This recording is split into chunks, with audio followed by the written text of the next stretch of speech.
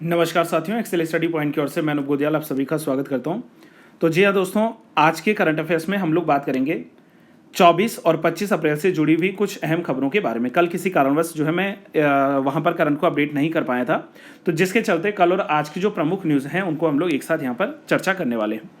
जैसे कि आप लोग जानते हैं कि सबसे पहले हम लोग बात करेंगे कि आज के दिन यानी कि 25 अप्रैल का दिन क्यों इंपॉर्टेंट है, क्योंकि इस दिन पूरे विश्व भर में विश्व मलेरिया दिवस के रूप में जो है लोगों को जागरूक करने के लिए यह दिवस सेलिब्रेट किया जाता है। इससे पहले कल यानी कि 24 अप्रैल को पूरे भारतवर्ष में नेशनल पंचायती राज डे को सेलिब्रेट किया गया था, जिसके ऊपर मैंने कल जो है ऑलरेडी एक वीडियो अपलोड की है, आप उसको जाकर देख सकते हैं। साथ में आज के परीक्षा मंत्र में हम लोग बात करने वाले हैं भारत के संविधान के प्रमुख स्रोत क्या क्या हैं। आप लोग जानते हैं कि इंडियन कॉन्स्टिट्यूशन को बोरोविंग्स बैग यानी कि उधार का थैला कहते हैं। तो इस उधार के थैले में किस देश के संविधान से कौन कौन से प्रावधान लिए गए हैं उन पर हम लोग विस्तार में चर्चा करने वाले हैं। साथ में जैसे कि मैंने प्रीवियस टाइम जब आप लोगों ने जो है लता दीनानाथ मंगेशकर पुरस्कार की जिस समय घोषणा हुई थी, उस समय मैंने आप लोगों के सामने जो है इस न्यूज़ को शेयर किया था, जहां पर सदी के महानायक श्री अमिताभ बच्चन जी को इस साल का यानी कि वर्ष 2024 का लता दीनानाथ मंगेशकर पुरस्कार जो है प्रदान करने की घोषणा हुई थी। कल उन्हें यह पुरस्कार मिल चुका है, इस पर हम लोग बात करेंगे। उसेन बोल्ट जो कि विश्व के सबसे तेज धावक हैं, उन्हें वर्ल्ड T20 विश्व कप 2024 के लिए एम्बेसडर यानी कि दूत के रूप में जो है नियुक्त किया गया है। ओलंपियन नरसिंह यादव जी को एथलीट बोर्ड के नए अध्यक्ष के रूप में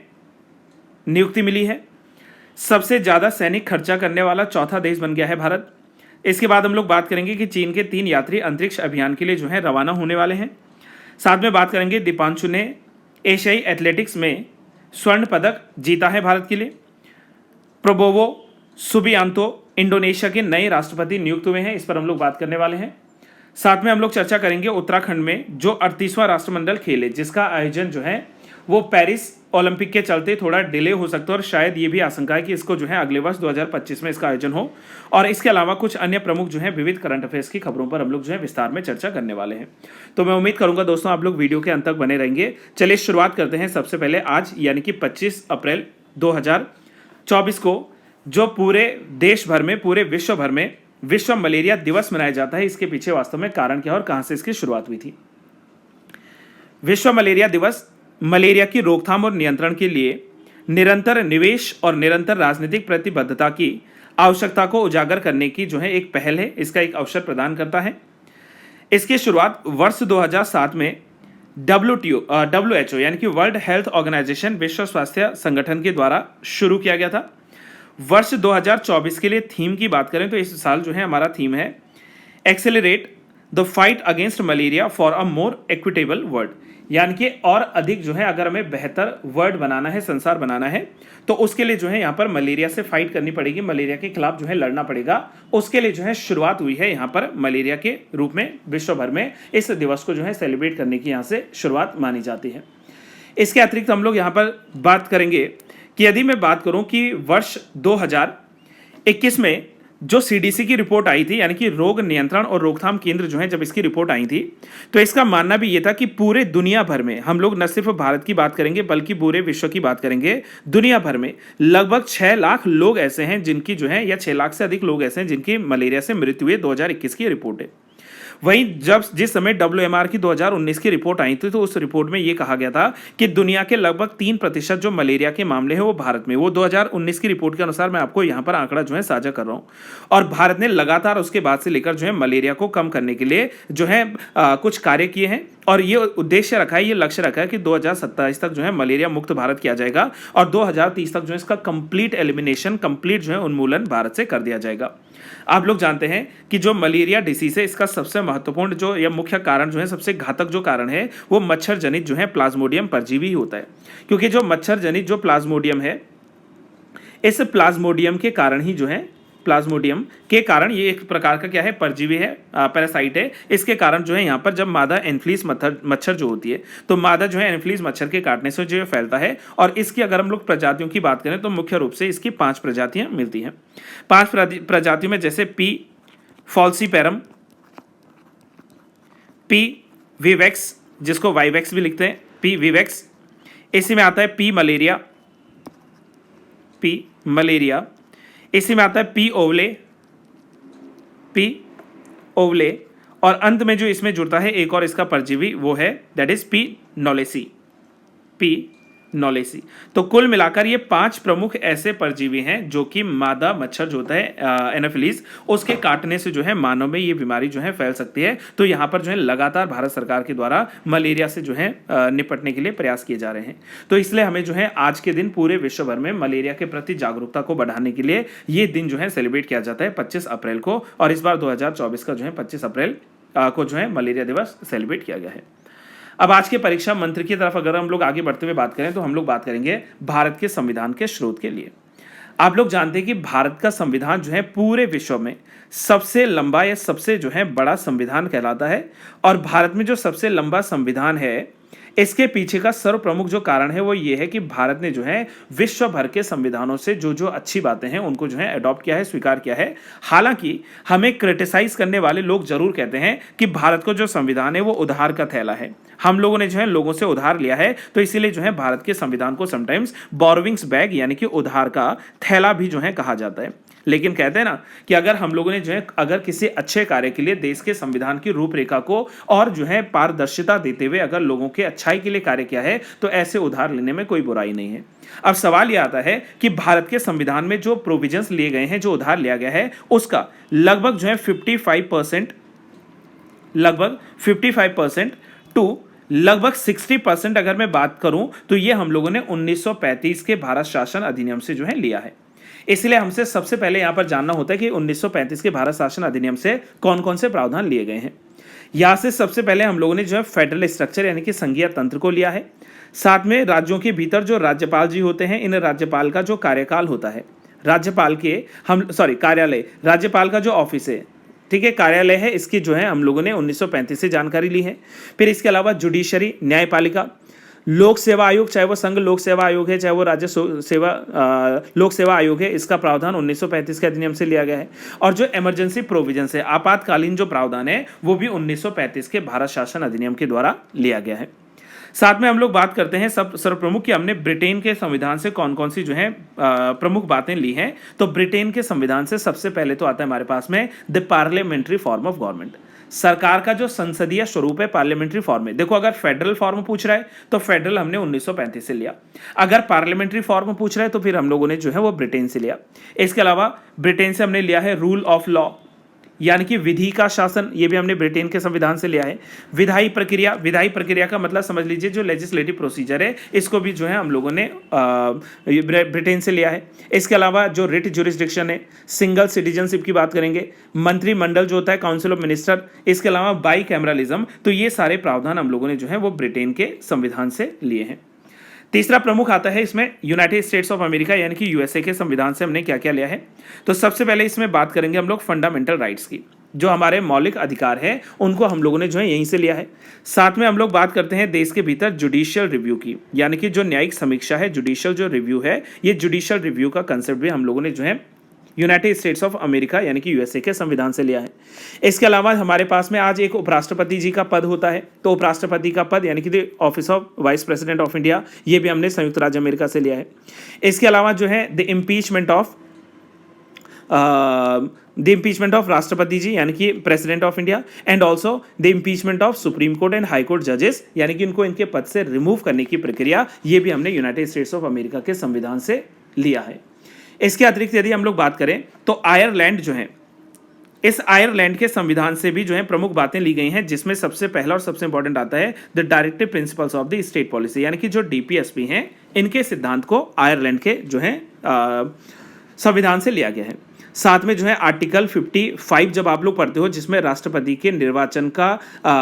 मैनर लिखा गया है, पद्धति या प्रोसेस के बारे में लिखा गया है, तो वो भी हमने आयरलैंड से लिया है। और राज्यसभा के लिए जो सदस्यों का 12 सदस्यों का जो नामांकन जो है करते हैं राष्ट्रपति जी, उसके सिद्धांत को भी हम लोगों ने आयरलैंड के संविधान से लिया है।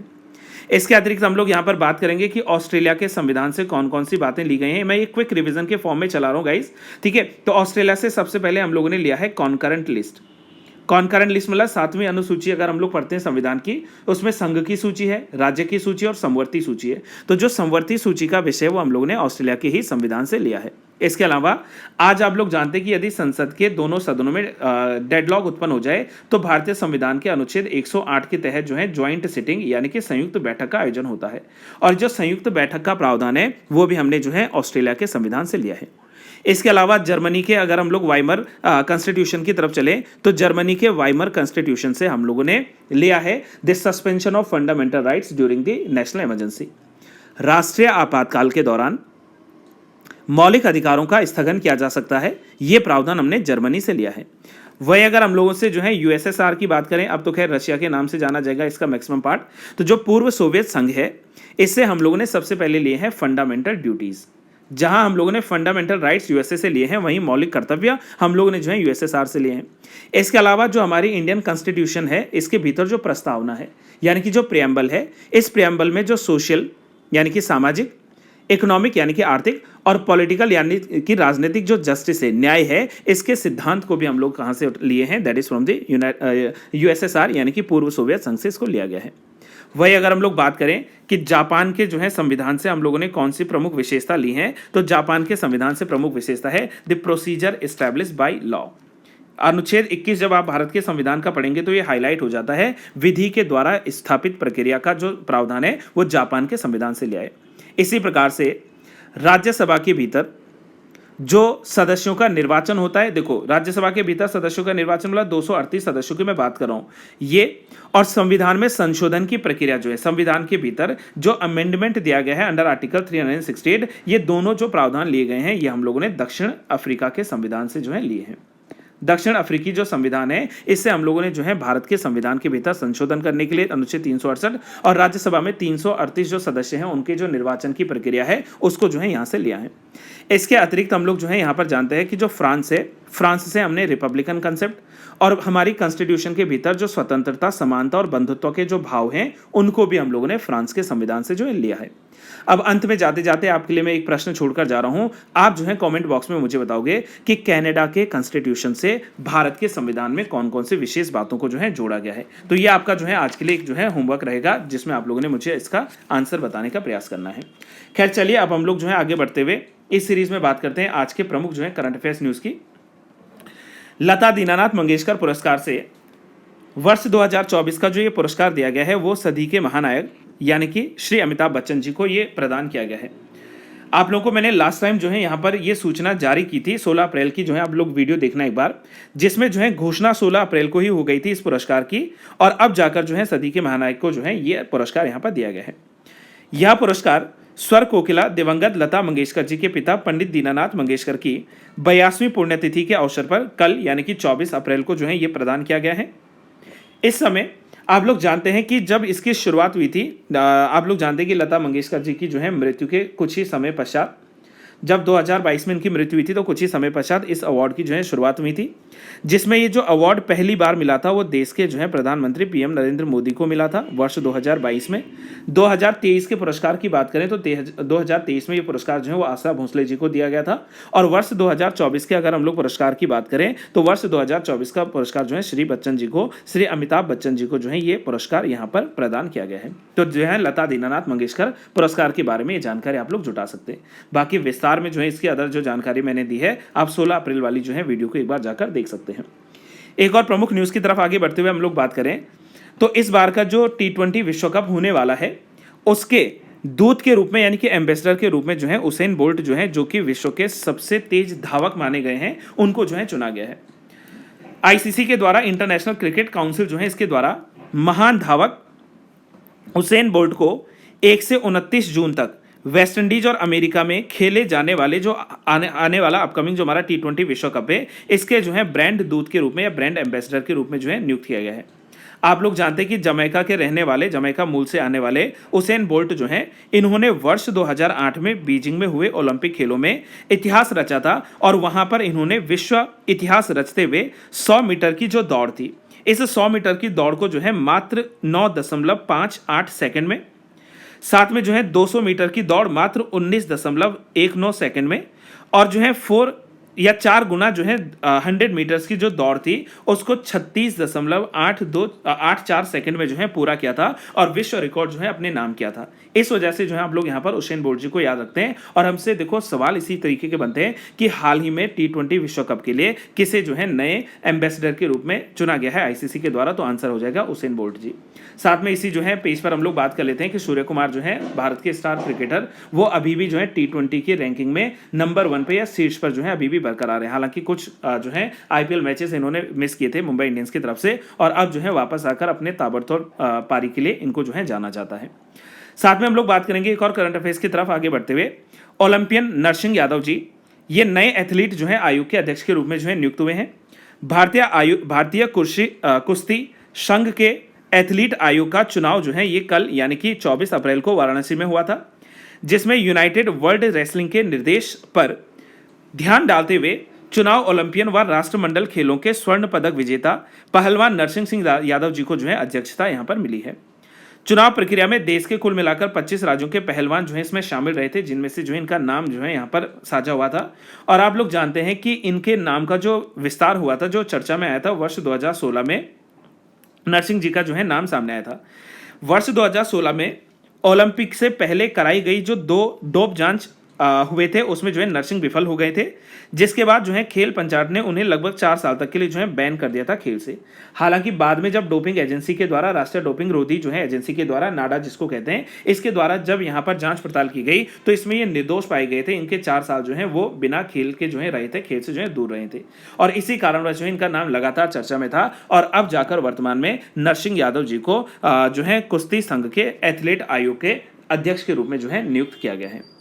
आप जानते हैं कि भारत जो है ये विश्व का चौथा सबसे बड़ा देश बन चुका है, जो कि अपने मिलिट्री एक्सपेंसेस को लगातार इंक्रीज किए जा रहा है। यानी कि हम अपनी जो है रक्षा प्रणाली को, हम जो है भारत जो है वो अपने देश की जो रक्षा प्रणाली है इसको और मजबूत करने के क्रम में लगातार जो है यहाँ पर खर्च किए जा रहा है, और यही कारण है कि ये दुनिया के जो है चौथे सबसे बड़े देशों में शामिल है। अगर हम लोग टॉप में बात करें तो जैसे सबसे ज्यादा खर्चा यूनाइटेड स्टेट्स ऑफ अमेरिका करता है, उसके बाद जो है चाइना काफी एक्सपेंस करता है अपने डिफेंस पर, और साथ में अगर हम लोग बात करें तो जो रशिया है इसने भी जो है स्पेशली जो यूक्रेन वाला जो वॉर हुआ था उसके बाद से अपना जो है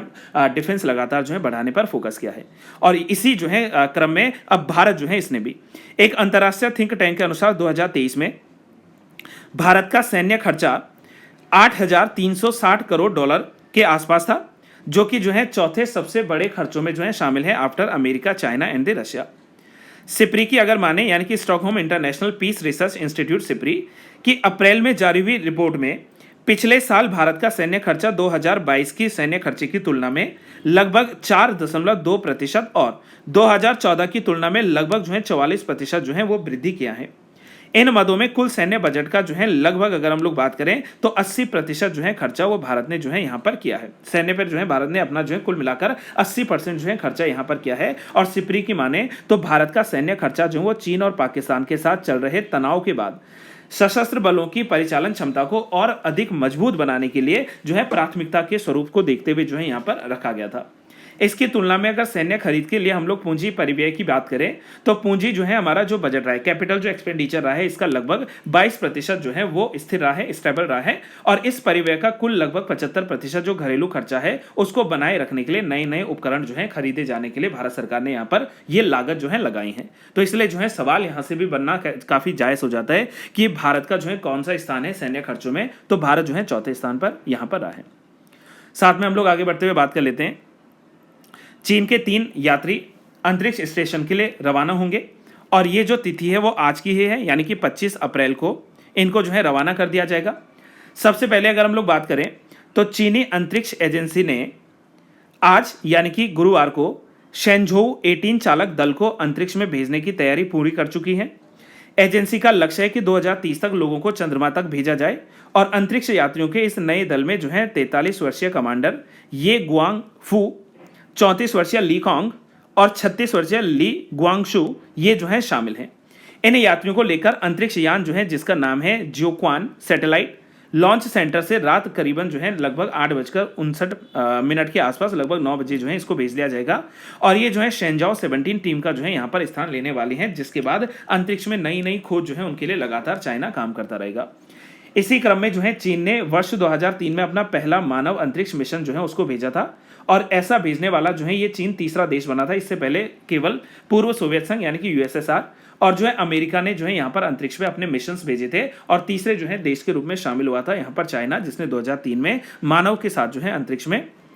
अपने यान्स को जो है प्रक्षेपित किया था। तो इसलिए जो है ये चर्चा का विषय बन जाता है। साथ में हम लोग बात कर लेते हैं कुछ करंट अफेयर्स ऑनलाइन है न्यूज़ पे। एशियाई एथलेटिक्स में दीपांशु ने स्वर्ण पदक जीता है। दीपांशु शर्मा ने 24 अप्रैल को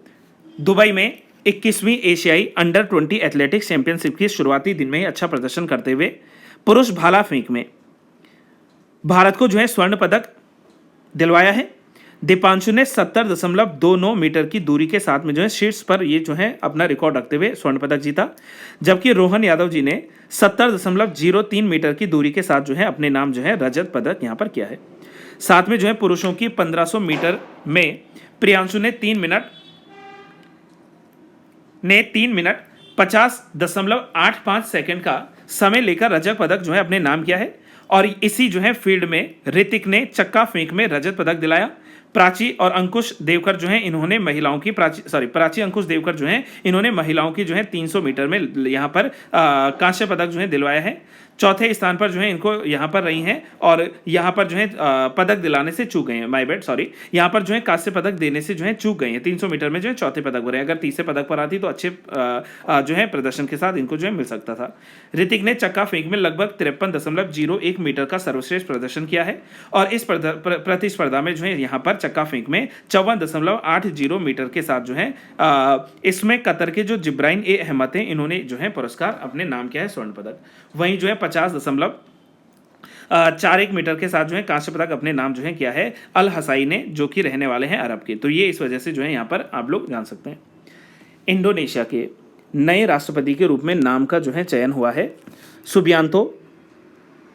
प्रबोवो सुबियांतो का। इंडोनेशिया के चुनाव आयोग ने बुधवार को प्रबोवो सुबियांतो को देश का नवनिर्वाचित जो है राष्ट्रपति घोषित किया है, और ये घोषणा फरवरी में हुए जो राष्ट्रपति चुनाव थे इंडोनेशिया में उसके बाद जो है साझा की गई हैं। यहाँ पर सुबियांतो ने लगभग 58.6% से भी ज़्यादा जो है वोट हासिल किए हैं, और इसके साथ में जो है अपनी यहाँ पर रिकॉर्ड जो है विक्ट्री को यहाँ पर जो है साझा किया है। ये तो हम लोगों ने बात की है इनिशियल कुछ प्रमुख न्यूज़ेस पर, जो आज के न्यूज़पेपर में जो है काफ़ी हाईलाइटेड पॉइंट्स के रूप में जो है जाने जाते हैं। अब हम लोग इनके बाद जो है थोड़ा सा डिस्कशन कर लेते हैं कुछ विविध न्यूज़ों पर। सबसे पहले इसमें हम लोग बात करेंगे जहां पर प्रदेश में जो है अब ये जारी किया गया है कि शायद जो राष्ट्रीय खेल होने वाले हैं उत्तराखंड में 38वां जो राष्ट्रीय खेल होंगे उसको जो है पोस्टपोन किया गया है अगले वर्ष के लिए। यहाँ पर जो है इस तरीके की आशंका जताई गई है, क्योंकि आप लोग जानते हैं कि इस बार जो है पेरिस ओलंपिक जो है खेल हो रहे हैं, और इन्हीं पेरिस ओलंपिक खेलों के चलते अब हो सकता है कि ये जो है वो अगले वर्ष के लिए जो है यहाँ पर कर दिए जाएं शिफ्ट। तो उत्तराखंड में जो है 38वें खेल जो है इनके लिए लगातार जोरों से तैयारी उत्तराखंड में चल रही है। हाँ, बस सवाल ये पूछ लेता है कि वर्तमान में जो है 38वें खेल होने की जो है घोषणा कहाँ पर हुई है, तो वो जो है घोषणा वो उत्तराखंड में हुई है। आप लोग जानते हैं कि पिछले वर्ष नवंबर 2023 में गोवा में हुए थे 37वें राष्ट्रीय खेल, जहां पर जो है इसका समापन उपराष्ट्रपति जगदीप धनखड़ जी ने और भारतीय ओलंपिक संघ की अध्यक्ष जो रही हैं पीटी उषा जी, इन्होंने ये घोषणा की थी कि 38वें जो खेल हैं इनका आयोजन या इनकी मेजबानी जो है वो अब उत्तराखंड में होने वाला है। उत्तराखंड में अब ये आशंका जताई जा रही है कि ये खेल जो है वो अगले साल यानी कि वर्ष 2025 में कराए जाएंगे, और इसके पीछे का जो एकमात्र कारण है वो ये है कि यहाँ पर जो है पेरिस जो ओलंपिक खेल हैं उनका आयोजन जो है करवाया जा रहा है वर्तमान में, इसीलिए जो है यहाँ पर थोड़ा डिले हो सकता है। राष्ट्रीय खेलों के आयोजन में भारत के खिलाड़ी, खेल खिलाड़ी और खेल तकनीकी अधिकारी और खेल प्रमुखों के जो है लाभ इसमें छुपे होते हैं राष्ट्रीय खेलों के भीतर। और 1954 में पहली बार अविभाजित पंजाब में लाहौर में पहला भारतीय जो है ओलंपिक खेल का आयोजन किया गया था। आज़ादी के बाद पहला राष्ट्रीय खेल जो है वर्ष 1948 में लखनऊ में इसका जो है आयोजन किया गया था। तो समटाइम्स ऐसे ऑनलाइन सवाल भी हमसे पूछ ले जाते हैं। अब हम लोग इस सीरीज में आगे बढ़ते हुए अंत में एक और प्रमुख जो है खबर की और आगे बढ़ते हुए बात करेंगे कि अब जो है यहाँ पर पेशावर कांड की बरसी मनाते हुए आप लोग जानते हैं कि इस समय जो है पेशावर कांड की यदि बात की जाए तो 23 अप्रैल वर्ष 1930 को जो है पेशावर में जो है पेशावर कांड हुआ था सीमांत गांधी अब्दुल गफ्फार खान जी के जो है नेतृत्व में। तो वहां पर जो महत्वपूर्ण भूमिका निभाई थी वीर चंद्र सिंह गढ़वाली जी ने, तो इनकी जीवनी को जो है अब कहा जा रहा है कि स्कूली पाठ्यक्रमों में जोड़ा जाए। पेशावर कांड की बरसी पर महानायक वीर चंद्र सिंह गढ़वाली को राज्य आंदोलनकारियों ने याद करते हुए ये कहा है कि जो है यहाँ पर उत्तराखंड राज्य के भीतर जो भी शिक्षाएं हैं, जो भी हमारे पाठ्य पुस्तकें हैं, उनमें प्रॉपर जो है सिलेबस के अंतर्गत जो है वीर चंद्र सिंह गढ़वाली जी की जीवनी को जो है होना चाहिए। गढ़वाल की जो है जीवनी, यहाँ गढ़वाली जी की जीवनी जो है पढ़ाई जानी चाहिए। इसके लिए जो इनका नाम चर्चा मेरा। अब सवाल ये बनता है कि वीर चंद्र सिंह गढ़वाली जी वास्तव में थे कौन, इनका योगदान क्या था। मैं आपको सबसे पहले इनके जो है प्रारंभ की तरफ लेकर चलता हूं। आप जानते हो कि 24 दिसंबर वर्ष 1991 को, सॉरी माय बैड, समटाइम्स होता है, इट्स हैपनिंग, 24 दिसंबर वर्ष 1891 को पौड़ी गढ़वाल के रोणसेरा गांव जो है, इस रोणसेरा गांव में जो है जन्मे थे हमारे प्यारे वीर चंद्र सिंह गढ़वाली जी। ब्रिटिश सेना में ये गढ़वाल राइफल्स में मेजर हवलदार के रूप में नियुक्त हुए थे और जिस समय ब्रिटिश सेना में नियुक्त थे उसी समय जो है इनको भेजा गया था 23 अप्रैल वर्ष 1930 में, जो पेशावर के समीप, जिस समय आप लोग जानते हैं कि देश के भीतर सिविल डिसोबीडियंस मूवमेंट चल रहा था, सविनय अवज्ञा आंदोलन चल रहा था, तो उसी समय जो पेशावर है, पेशावर में खुदाई खिदमतगार, पेशावर में खुदाई खिदमतगार नाम की संस्था चलाने वाले, जिसको रेड कुर्ती मूवमेंट भी कहते हैं, इसको चलाने वाले हमारे सीमांत गांधी के नाम से जाने जाने वाले खान अब्दुल गफ्फार खान, जिनको देश के सर्वोच्च सम्मान से भी सम्मानित किया जा चुका है, जिस समय जो है ये यहाँ पर विरोध कर रहे थे अंग्रेजी सरकार का, तो अंग्रेजी सेना ने जो है इनको वहां पर भेजा था वीर चंद्र सिंह गढ़वाली जी को, और ये आदेश दे दिए थे कि गोलीबारी की जाए या इन पर जो है गोली चलाई जाए। लेकिन गढ़वाल राइफल्स के सिपाहियों को जो है आदेश देते हुए या यहाँ पर जो है ऑर्डर देते हुए वीर चंद्र सिंह गढ़वाली जी ने जो है ऐसा आदेश मानने से इनकार कर दिया, और इसका मतलब कि चंद्र सिंह गढ़वाली जी ने भी अंग्रेजों की अवज्ञा कर दी, और यही कारण था कि तुरंत जो है वीर चंद्र सिंह गढ़वाली जी को गिरफ्तार किया गया, अरेस्ट किया गया, और अरेस्ट करने के बाद इनको जो है ब्रिटिश सरकार के द्वारा जेल में बंद कर दिया गया, इन पर मुकदमा चलाया गया। लेकिन यहां पर जो है इनके रिहाई के लिए मुकदमा जो लड़ा था बैरिस्टर मुकुंदी लाल जी ने, ये जो है बैरिस्टर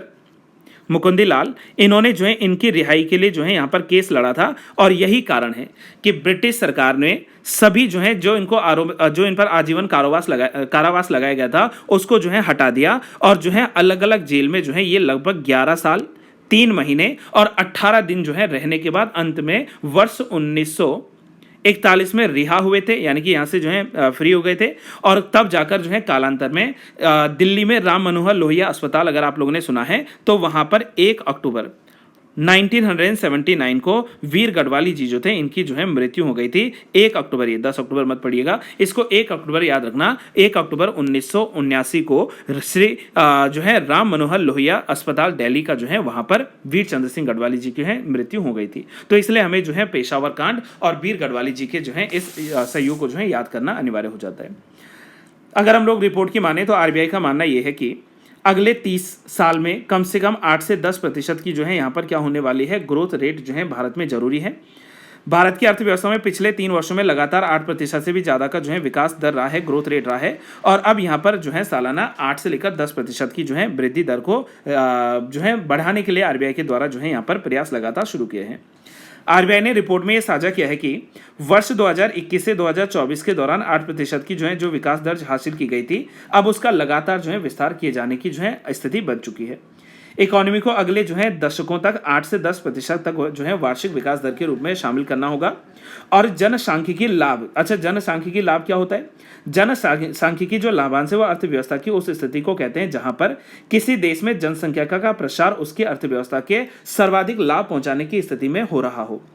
आमतौर पर यह स्थिति तब बनती है जब कुल आबादी में काम करने वाले युवाओं की संख्या ज्यादा होती है, और आरबीआई का ये मानना है कि भारत में इस स्थिति की शुरुआत वर्ष 2018 से हो चुकी है, जहां पर काम करने वाले जो युवा हैं इनकी आबादी लगातार बढ़ी है, और ये स्थिति जो है मौजूदा आंकड़ों के हिसाब से वर्ष 2055 तक जो है इसी तरीके से बनी रहेगी, जिसमें लगभग जो है 8 से लेकर 10% का क्या होने वाला है, ग्रोथ यहां पर जो है मिलने वाली है। साथ में हम लोग वन लाइनर्स में बात कर लेते हैं कि डाटा खपत में रिलायंस जियो जो है ये दुनिया की नंबर 1 कंपनी बन चुकी है। रिलायंस जियो की अगर हम लोग बात करें तो इसका जो कुल डेटा खपत रहा है वो लगभग 40.9 एक्साबाइट के आसपास जो है रहा है। हालांकि हमें जो है देखो उत्तराखंड स्टेट लेवल के एग्जाम्स के लिए या वन डे एग्जाम्स जो आते हैं उसके लिए ये डेटाज या डिजिट्स को जो है याद रखने की अनिवार्यता होती नहीं है। हाँ, सवाल बस इतना पूछा जाएगा कि हाल ही में डाटा खपत के लिए किस मोबाइल कंपनी को दुनिया की नंबर 1 कंपनी के रूप में साझा किया गया है, तो उसमें आई है रिलायंस कंपनी। इसने पीछे छोड़ा है किसको, जो चाइना है, इस चाइना की जो मोबाइल कंपनी है इसको जो है पीछे छोड़ते हुए ये मुकाम हासिल किया है।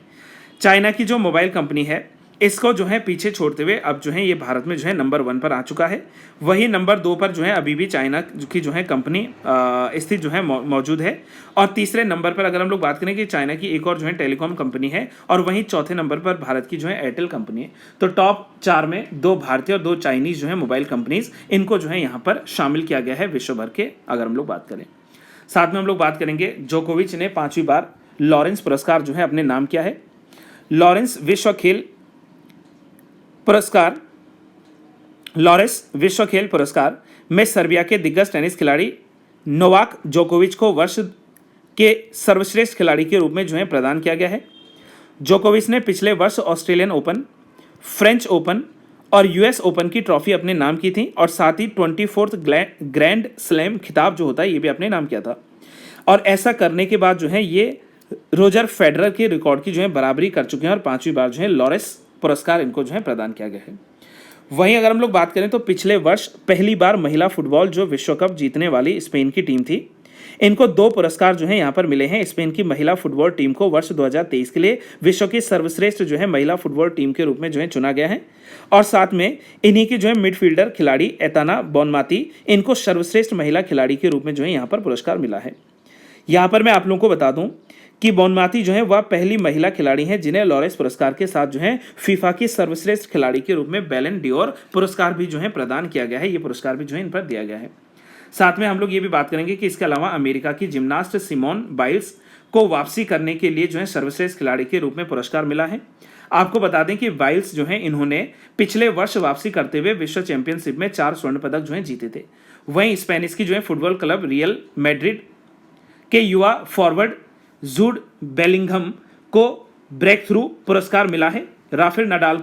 को जो है उनकी फाउंडेशन की बदौलत जो है स्पोर्ट फॉर गुड अवार्ड से भी नवाजा गया है, और नडाल ने फाउंडेशन को स्पेन और भारत में लगभग 1000 से अधिक कमजोर युवाओं की मदद करने के लिए जो है पुरस्कृत यहाँ पर किया गया है। तो नडाल के द्वारा किए गए इन कार्यों के लिए जो है इनको यहाँ पर इस बार का पुरस्कार मिला है, लॉरेंस पुरस्कार। देश की नंबर 1 जो है टेटी खिलाड़ी के रूप में श्रीजा को जो है इस समय शामिल किया गया है। आपको बता दें कि राष्ट्रमंडल खेलों की मिक्स्ड डबल चैंपियनशिप जीत चुकी चैंपियन श्रीजा अकुला जो है इनको नवीनतम जो है ITTF रैंकिंग के करियर के सर्वश्रेष्ठ प्रदर्शन 38वें स्थान पर जो है इनको मिला है, और इन्होंने जो है भारत की ही सहयोगी मनिका बत्रा को जो है पछाड़कर भारतीय रैंकिंग में जो है टेनिस में अपना पहला स्थान जो है यहाँ पर हासिल किया है। साथ में मैं आपको ये भी बता दूं कि श्रीजा ने 2022 में राष्ट्रमंडल खेलों में अनुभवी अतंजा शरद कमल के साथ मिलकर मिक्स्ड डबल्स का स्वर्ण पदक जीता था। यशस्विनी घोरपड़े और अर्चना कामत क्रमशः 99वें और 100वें जो है रैंक पर इस बार जो है बरकरार रहे हैं। वहीं शरद की बात करें तो शरद रैंकिंग में जो है वो 37वें स्थान पर रहे हैं। साथ में जी साथियान और मानव ठाकर ने क्रमशः जो है 60वां और 61वां जो है स्थान यहाँ पर प्राप्त किया है। साथ में हम लोग बात करें इन्हीं शीर्ष रैंकिंग में जो है भारतीय खिलाड़ी राष्ट्रीय चैंपियनशिप हरमीत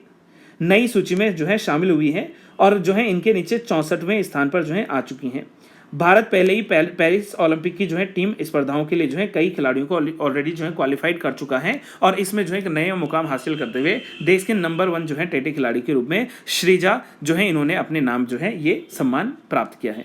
बस आज के लिए हम लोग इन्हीं सारी जो है करंट अफेयर्स की न्यूज़ पर बात करेंगे। आई नो थोड़ा वीडियो का लेंथ ज़्यादा है, और कुछ स्वास्थ्य कारणों के चलते भी मैं लगातार एक्टिव हो नहीं पा रहा हूँ। हालांकि उम्मीद यह है कि आगे जो है इसमें इसी तरीके से काम करते हुए आप लोगों के सामने नई नई वीडियो साझा की जाएंगी। बस आज के लिए यहीं पर हम लोग जो है वीडियो का समापन करते हैं, और मुझे उम्मीद यह है कि आप लोगों को वीडियो अच्छी लगी होगी। अगर आपको वीडियो अच्छी लगती है दोस्तों, वीडियो पसंद आती है तो वीडियो को लाइक जरूर कीजिए, वीडियो को शेयर करना ना भूलें, और अगर आप लोग अभी तक चैनल पर नहीं जुड़े हैं तो चैनल को सब्सक्राइब जरूर कर लीजिए, ताकि आपको जो है समय समय पर नई नोटिफिकेशंस मिलती रहे। Till then have a good day to all. Thank you so much. Keep learning and keep trying.